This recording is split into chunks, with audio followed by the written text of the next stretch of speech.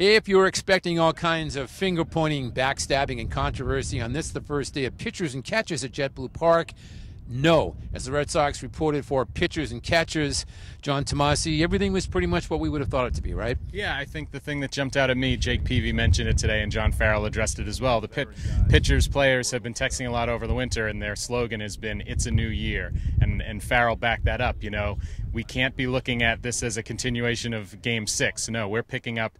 This is day one of a new season, and they seem to have the right mindset. You know, we know how hard it is to repeat. It hasn't been happened in baseball in over a decade. And, you know, these guys seem like they're up to the challenge, and it's going to be a tough one. Now, just for comparison, back in 05 and 08, you were around for both those years. Was there any lack of that in those years? I know in 05 there were injuries. 08 they lost a tough ALCS against Tampa Bay. But was the focus the same back in those years? Yeah, that's an interesting question. I can't say that I remember off the top of my head. Certainly, the 04 hangover was real. I mean, you don't go 86 years and then win and then show up, you know, ready to roll again a year later. I think we could feel that one.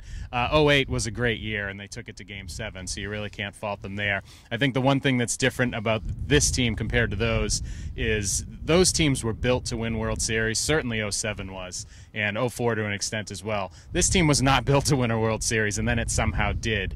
So I think there's a different perspective about things now with these guys. No actual news to report today, but I did find it interesting that John Farrell talked about Xander Bogaerts.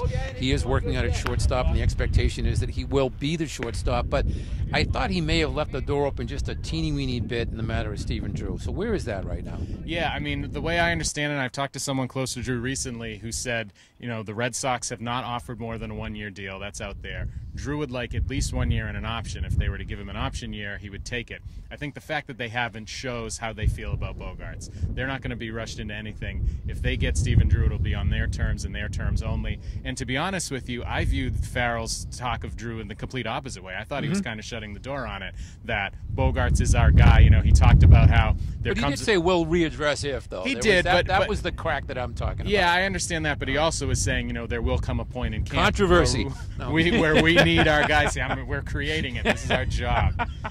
He did say that there would come a point in camp where this is our team and we need to move forward with our team. So I don't think the Red Sox will be overextending themselves for Stephen Drew, put it that way. Okay, so physicals on Sunday, and then we're going to see a steady stream of players coming in on Monday and Tuesday. And the next thing you know, the whole world's going to be here covering the Red Sox because they're defending World Series champions.